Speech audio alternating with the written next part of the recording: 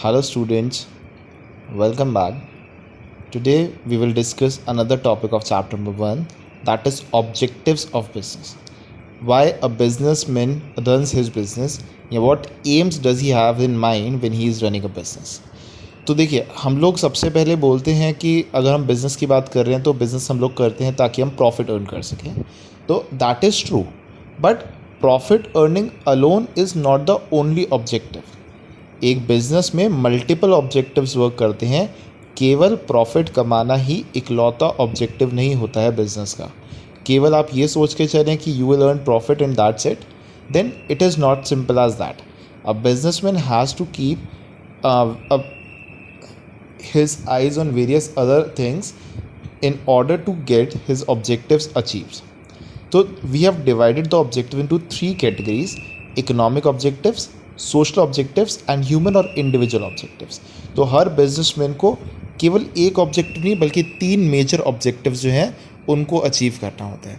तो सबसे पहले अगर हम बात करें इकोनॉमिक ऑब्जेक्टिव की, तो सबसे पहले हम लोगों के दिमाग में आता है कि पैसा. बिजनेस एक इकोनॉमिक एक्टिविटी है, so there must be an objective to earn money.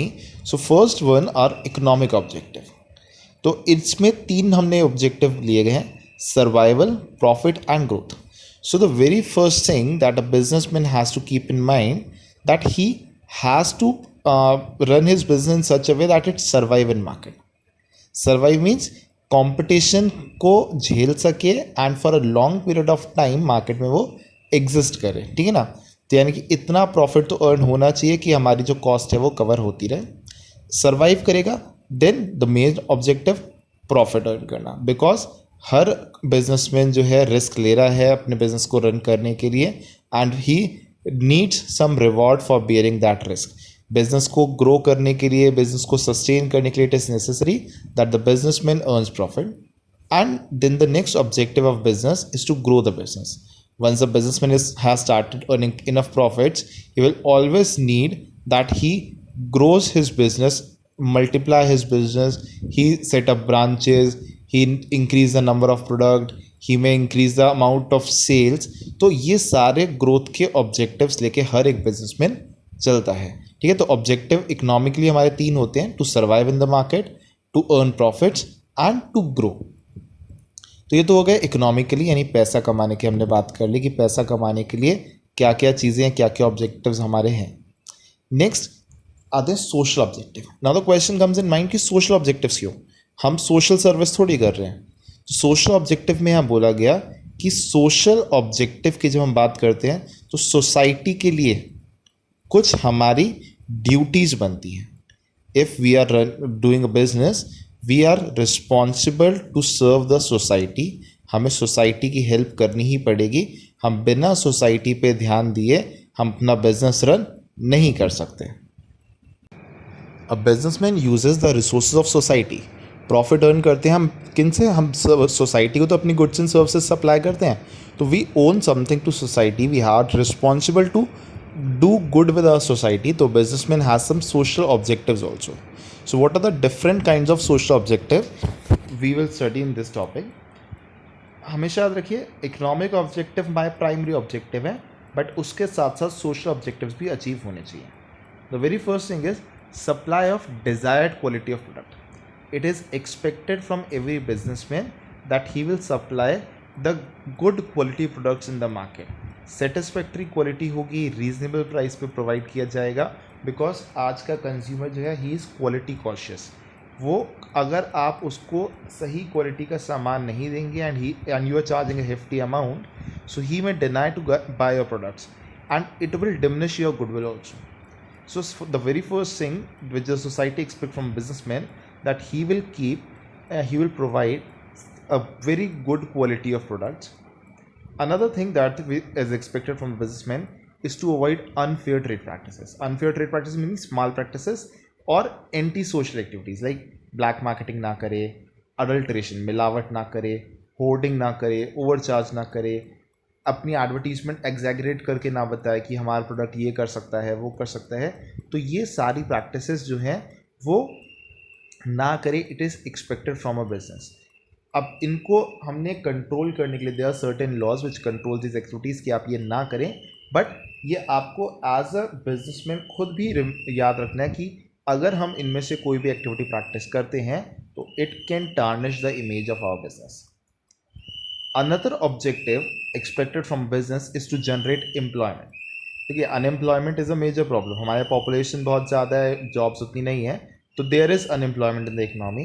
तो बिजनेसमैन को पूरा कोशिश करनी चाहिए एम्प्लॉयमेंट अपॉर्चुनिटी क्रिएट करने के लिए. ठीक है ना. वो अलग अलग तरीके के वर्क्स प्रोवाइड कर सकता है लोगों को जिससे उनकी इनकम इंक्रीज करे. ठीक है. अलग अलग सेक्शन को वो सपोर्ट कर सकता है कि इस पर्टिकुलर सेक्शन के लिए उन्होंने जॉब्स निकाली, उनको ट्रेनिंग्स प्रोवाइड कर सकते हैं. तो ये कुछ एक्सपेक्टेशन है which the society has with businessmen. Social service, like you can see in this time at the time of COVID, her business वाला अपने अपनी कैपेसिटी के अकॉर्डिंग सोसाइटी की हेल्प कर रहा है. आप charitable dispensaries, school services provide कर सकते हैं, हॉस्पिटल्स प्रोवाइड कर सकते हैं. किसी भी तरीके से आप अपना क्या कहते हैं सोसाइटी का वेलफेयर करते हैं, तो that helps the society directly and it also helps you indirectly to generate goodwill. जितनी ज़्यादा आपकी गुडविल रहेगी उतना ही ज़्यादा आपके बिजनेस का प्रॉफिट अर्निंग का चांसेस फ्यूचर में बढ़ जाते हैं. Another objective that is expected from business is to avoid pollution. In today's world, pollution is a major threat to our survival. So it is expected from every businessman, every industrialist, that he will try to control any kind of pollution which may emit from his business, whether it is water pollution, whether it is air pollution or soil pollution.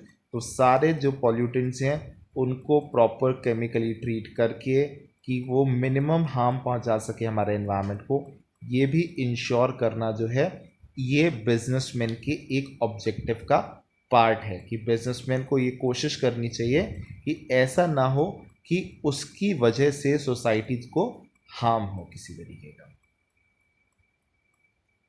Next आते हैं human objective. Now these objective relates to the human element of business which are the employees of the business. किसी भी organisation के growth में सबसे important factor उसके physical resources के साथ साथ उसके ह्यूमन एलिमेंट्स होते हैं. कि उसके जो एम्प्लॉयज़ हैं वो कितने मोटिवेटेड हैं, कितने क्वालिफाइड हैं, कितने डेडिकेटेड हैं टुवर्ड्स ए वर्क. एंड उनका डेडिकेशन कब बनता है? When they are happy in your organisation. तो उनको किस तरीके से हम सेटिस्फाई करते हैं या उनके टुवर्ड्स हमारी क्या क्या ऑब्जेक्टिव्स या हमारे क्या क्या गोल्स बनते हैं. तो इट इज़ लाइक कि उनको हम अच्छी वर्किंग कंडीशन दें, सेफ़ वर्किंग कंडीशन दें. ठीक है. वहाँ प्रॉपर एयर हो, वेंटिलेशन हो, वाटर सप्लाई हो. नेक्स्ट इज़ उनको प्रॉपर सैलरीज दें, कॉम्पिटिटिव सैलरीज दें कि वो अपनी लाइफ सस्टेन कर सके सही से. उनको ट्रेनिंग की हमें अपॉर्चुनिटीज़ प्रोवाइड करानी चाहिए ताकि वो अपनी नॉलेज अपडेट कर सकें, अपने स्किल्स को अपग्रेड कर सकें. Because ultimately it will benefit us also. ठीक है. क्योंकि जितने ज़्यादा हमारे होशियार एम्प्लॉयज़ होंगे उतने ही ज़्यादा वो इफ़ेक्टिव रहेंगे, उतने ही ज़्यादा इफ़िशिएंट रहेंगे एंड उतना ही ज़्यादा हमारा प्रॉफिट अर्न करने का चांसेस बढ़ जाता है. नेक्स्ट आता है peer recognition. Peer recognition means हमें ये भी इंश्योर करना है that the people who are working in our organisation should respect each other. They should recognise each other's work and they should respect each other's work. ठीक है. And everyone should be encouraged to take part in decision making so that they can develop their managerial skills. Apart from that, a business is also expected that he will help his managers, ठीक है, to by providing some special benefits like housing facilities, medical facilities, free education of children, or any other kind of activities which can help them to grow in their life.